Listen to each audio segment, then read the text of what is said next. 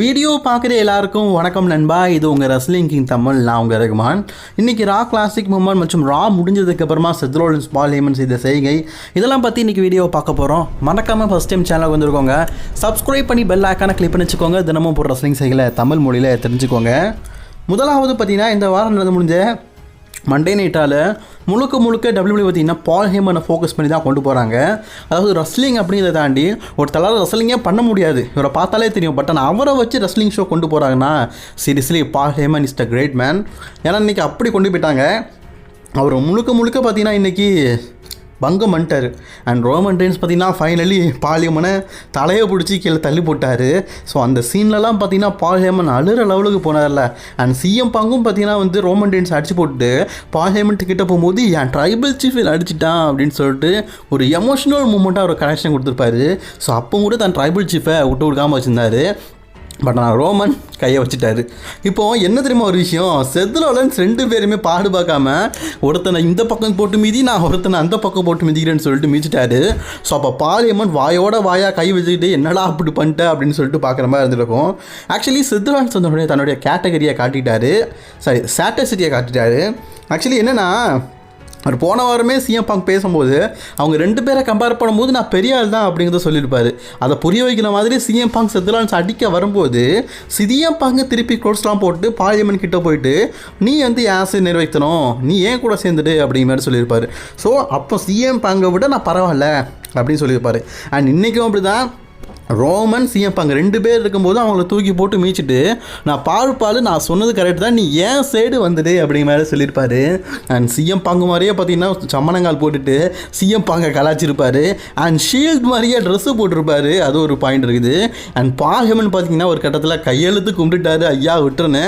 So பால் ஹேமன் முன்னாடி தன்னுடைய கேட்டகரியை காட்டார். நான் இவங்க ரெண்டு பேரை கம்பேர் பண்ணும்போது ரொம்ப பெரிய ஆள் தான், நீ என் கூட வந்துடு அப்படிங்கிற மாதிரி சொல்கிறாரு. ஸோ பால் ஹேமன் கையில் தான் இருக்குது. பால் ஹேமன் செத் ரோலின்ஸ் அவரை ப்ரூஃப் பண்ணிட்டார், ரெண்டு பேரை விட நான் பெரிய பலசாலி தான் அப்படின்னு.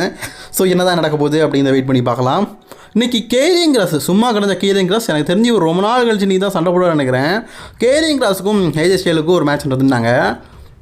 இந்த மேட்சை பற்றி சொல்லணுன்னா சொல்கிறதுக்கு எதுவுமே இல்லை, ஆனால் தோக்க தான் செஞ்சார். ஆக்சுவலி லோகன் பாலுக்கும் ஏஜே ஸ்டைலுக்கும் WWE ரெஸ்ல்மேனியாவில் நாங்கள் ஒரு மேட்ச் நடத்துகிறோம் அப்படின்னு சொல்லிட்டு பில்டப் பண்ணி இந்த ஸ்டோரியை நல்லாவே கொண்டு போயிருக்கிறாங்களான்னு கேட்டிங்கன்னா இல்லை. ஆக்சுவலி இந்த வருஷம் ரெஸ்ல்மேனியாவில் அங்கே பார்க்குற ஆடியன்ஸ் டீ ஸ்நாக்ஸ் சாப்பிடணும், இந்த இடையில பிரேக்கு கிடைக்கணும் அப்படின்னு சொல்லிட்டு ஆசைப்படுவாங்கள்ல. அப்போது ஒரு சில மொக்க மேட்சஸ் இருக்கும். அப்படிப்பட்ட ஒரு மொக்க மேட்ச் இது. ஆக்சுவலி மேட்ச் சண்டை போடுற விட ரெண்டு பேரும் பங்கமாக சண்டை போடுவாங்க. ஏன்னா சீரியஸ்லி ரெண்டு பேருமே ஒரு நல்ல ரெஸ்லர். அண்ட் லோகன் பாலை பற்றி சொல்ல வேண்டாம், ஏஜே ஸ்டைலை பற்றி சொல்ல வேண்டாம். ஆனால் ஃபேன்ஸ் பற்றிட்டு இது ஒரு இன்ட்ரெஸ்ட் இல்லை. போன வருஷம் லோகன் பாலோட மேட்சாக இருக்கட்டும், அஜய் ஸ்டைலோட மேட்சாக இருக்கட்டும், அந்த கம்பேர் பண்ணும்போது இது அந்த அளவுக்குலாம் இல்லை. ஓப்பனாக சொன்னால் இல்லை, ஏதோ வச்சுருக்காங்க பார்க்கலாம் அப்படிங்கிற அளவுக்கு தான் இருந்தது. WWE பார்த்தீங்கன்னா இதை கொஞ்சம் டீப்பாக பில்டப் பண்ணிக்கலாம் போல இருக்குது. சும்மா ஒரு ஸ்டோரி, ரெண்டு பேருக்கும் மேட்ச் இருக்கணும் அப்படிங்கிறதுக்காக ஏஜே ஸ்டைலுக்கும் லோகன் பாலுக்கும் கன்ஃபார்ம் பண்ணியிருக்காங்க. அண்ட் அதே மாதிரி இப்போ ரீசெண்ட்லி கன்ஃபார்ம் பண்ண ரே மிஸ்டீரியோ வெர்சஸ் அமெரிக்கானோ அந்த மேட்ச் எல் கிராண்டோ அமெரிக்கானோ அந்த ஸ்டோரி பங்காவாக போய்ட்டு இருக்குது.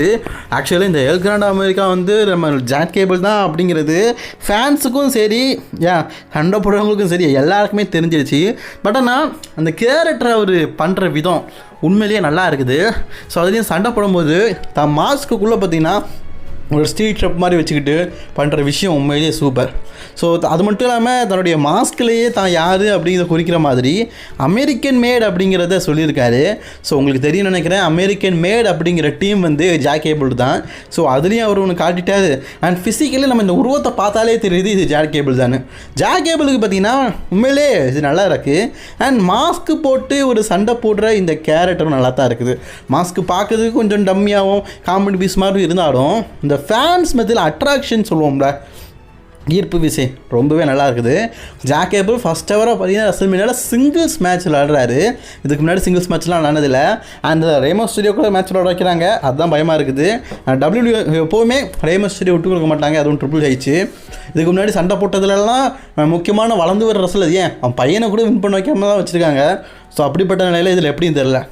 நீங்கள் எல்லாருமே பார்த்தீங்கன்னா இன்றைக்கி ஜே ஊஸோடைய ஆட்டிடியூடை பார்த்துருப்பீங்க. ஜே ஊஸோ ரெஸ்ல்மேனியா சாம்பியன்ஷிப்பை வின் பண்ணதுக்கு தான் இதுக்கப்புறமா ஹீட் மூமெண்ட் போட போகிறாரு. ஜே ஊசோவை பொறுத்த வரைக்கும் இந்த வருஷம் பார்த்தீங்கன்னா எனக்கு தெரிஞ்சு ஒரு சில விஷயங்கள் சொல்கிறாங்க. என்னென்னா ஜிம்மி ஊசோடைய ஹெல்ப்பின் மூலியமாக தான் வந்து ஜே ஊசோ வந்து ரசல்மேனியாவில் சாம்பியன் ஆக போகிறாரு அப்படின்னு. அதுக்கான பில்டப்பாக தான் பார்த்தீங்கன்னா WWE வந்து ஜிம்மி ஊசோ வந்து இப்போ ரசல்மேனியாவில் பங்கேற்க முடியாது, பங்கேற்றாலும் மேட்ச் இல்லை, ஸோ ரசல்மேனியா டைமில் வரமாட்டார் அப்படிங்கிற மாதிரி சொல்லியிருக்காங்க. ஆனால் ஜிம்மி ஊசோ வந்து குந்தரை வந்து அட்டாக் பண்ண வரலாம் அல்லது டிஸ்ட்ராக்ஷன் பண்ணதுக்கு வர வாய்ப்பு இருக்குது.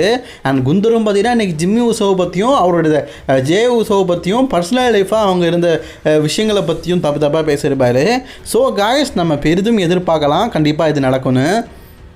அண்ட் ஜே ஊசோவை பொறுத்த வரைக்கும் இந்த வருஷம் ரசல்மேனியாவில் சாம்பியன் ஆகியே தீரணும் அப்படிங்கிற குறிக்கோளில் இருக்கார். குந்தரும் ஜே ஊசோ கிட்ட நான் தோக்க மாட்டேன், டைட்டில் என் பக்கம் தான் இருக்கும் அப்படிங்கிறதுல அவரும் ஆர்வமாக இருக்கார். ஸோ ரசல்மேனியா ரிசல்ட் எப்படி போகுது அப்படிங்கிறத பார்க்கலாம். சரி, இதை தவிர்த்து இன்னும் ஒரு சில ரஸ்லிங் செய்திகள் இருக்குது. இப்போ ரா கிளாசிக் மோட் பார்த்துட்டோம், நியூஸை பற்றி பார்க்கலாம். இந்த வாரம் நடக்க போகிற ஃப்ரைடே நைட் ஸ்மாக்டவுனுக்கு உங்களுடைய 16 time world champion John Cena பார்த்தீங்கன்னா வராரு அப்படிங்கிறது உங்கள் அனைவருக்கும் தெரிஞ்ச விஷயம் தான். ஸோ கிபிள்ஸில் கூட ஒரு சில விஷயங்களில் பார்த்தீங்கன்னா ஜான்சனா கோடி வருஷம் அந்த கிபிள்ஸ் எல்லாம் போட்டு ரொம்ப ஃபன் பண்ணிகிட்டு இருக்காங்க. இப்போ ஜான்சனா வந்து ராக்கு வர போகிறாராம். இந்த வாரம் ரா நடந்து போச்சு, இந்த வாரம் ராக்கில் அடுத்த வாரம் நடக்க போகிற ராக்கு வர போகிறாராம். இதில் என்ன தெரியுமா ஒரு விஷயம், கோடி ரோட்ஸை இது வரைக்கும் WWE வந்து ரா பிராண்டில் அட்வர்டைஸ் பண்ணல, பட் ஆனால் ஜான்சனாவை அட்வர்டைஸ் பண்ணியிருக்கிறாங்க. ஈவன் ஸ்மாக்டவுன் பிராண்டுக்கும் அட்வர்டைஸ் பண்ணியிருக்காங்க. இதில் என்னப்பா ஒரு விஷயம் இருக்குன்னு கேட்டிங்கன்னா, ரசல்மேனியாவில் ஒருவேளை ஜான்சனா டைட்டில் தோக்குற மாதிரி ஒரு விஷயம் இருந்ததுன்னா அவர் அதுக்கு அடுத்த வாரம் நடக்க போகிற ராக்கு வர்றதுக்கு அவசியம் இல்லை.